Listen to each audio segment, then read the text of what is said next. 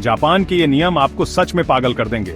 नमस्ते दोस्तों, आज हम जानेंगे जापान के 7 सबसे पागल नियमों के बारे में। चलिए शुरू करते हैं। स्वागत है आपका B_+ फैक्ट्स पर और मैं हूं आपका होस्ट, जो आपको आज जापान की गलियों में घुमाने वाला है। लेकिन फिजिकली नहीं यार, वर्चुअली।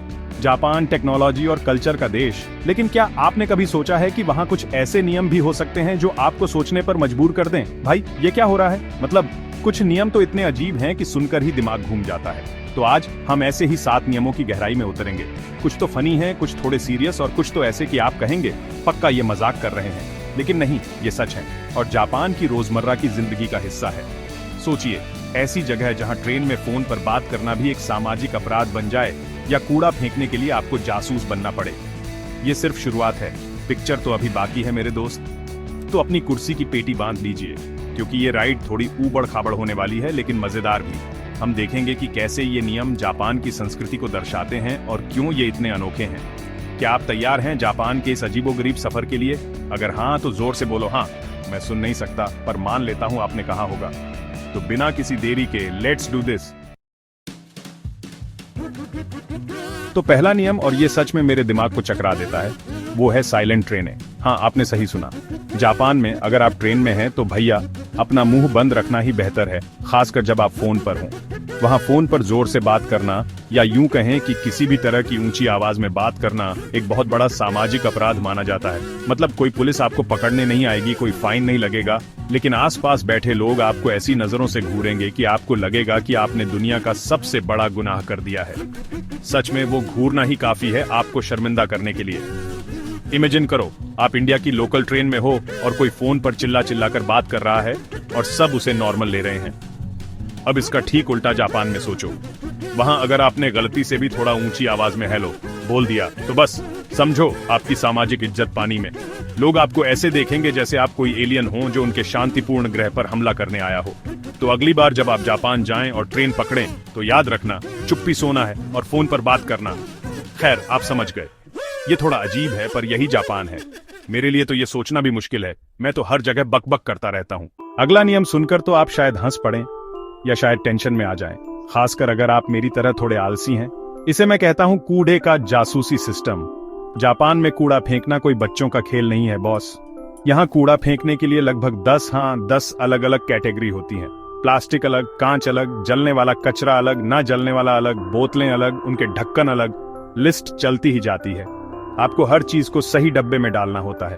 सोचो, सुबह सुबह उठकर कचरे का पोस्टमार्टम करना पड़ रहा है, और अगर आपने सोचा कि अरे यार कौन देख रहा है, किसी भी डब्बे में डाल दो, तो आप बहुत बड़ी गलती कर रहे हैं। अगर आपने गलत डब्बे में कूड़ा फेंका तो हो सकता है कि कचरा पुलिस, हाँ ये असली चीज नहीं है पर फीलिंग वैसी ही आती है, या म्यूनिसिपैलिटी वाले आपको नोटिस भेज दें। कभी कभी तो वो कचरे के बैग खोलकर भी चेक कर लेते हैं कि किसने गलती की है। मतलब आपके कचरे की भी जासूसी हो सकती है।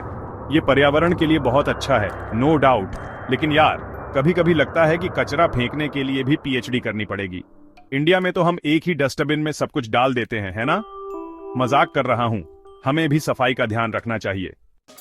अब कुछ ऐसा जो जापान को सच में यूनिक बनाता है, वेंडिंग मशीनें। और मैं यहाँ सिर्फ कोल्ड ड्रिंक या चिप्स वाली मशीनों की बात नहीं कर रहा। जापान में वेंडिंग मशीनों का एक पूरा साम्राज्य है। आपको जानकर हैरानी होगी कि वहाँ लगभग 55 लाख यानी 5.5 मिलियन वेंडिंग मशीनें हैं। मतलब हर कोने पर, हर गली में आपको कोई ना कोई वेंडिंग मशीन जरूर मिल जाएगी। ये तो ऐसा है जैसे हर दूसरे कदम पर एक दुकान खुली हो, बस बिना दुकानदार के। और इन मशीनों में मिलता क्या क्या है, ये सुनकर तो आपके होश उड़ जाएंगे।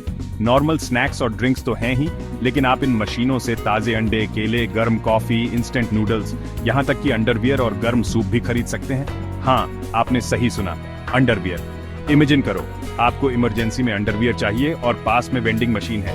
कितना क्रेजी है ये।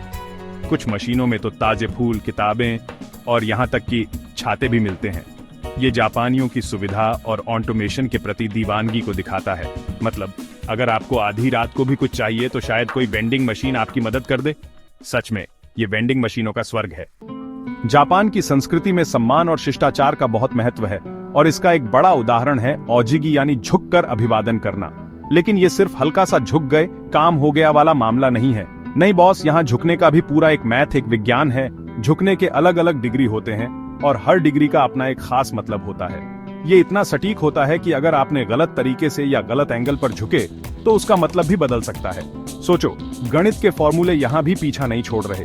जैसे अगर आप किसी दोस्त या जान पहचान वाले से मिल रहे हैं तो आप लगभग 15 डिग्री झुकेंगे। ये एक नॉर्मल कैजुअल सा झुकाव है।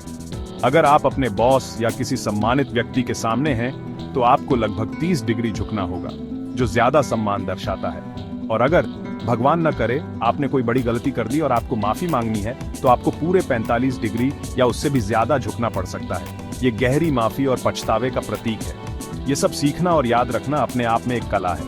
मुझे तो लगता है मैं हमेशा गलत ही झुकूंगा और किसी न किसी को नाराज कर दूंगा। चैप्टर 5, टॉयलेट में झरने की आवाज, शर्म भगाओ यंत्र। अच्छा, ये वाला नियम थोड़ा फनी और थोड़ा अहम निजी है। जापान के टॉयलेट्स दुनिया भर में अपनी हाईटेक सुविधाओं के लिए मशहूर हैं, लेकिन उनमें एक फीचर ऐसा है जो शायद आपको सिर्फ जापान में ही मिलेगा।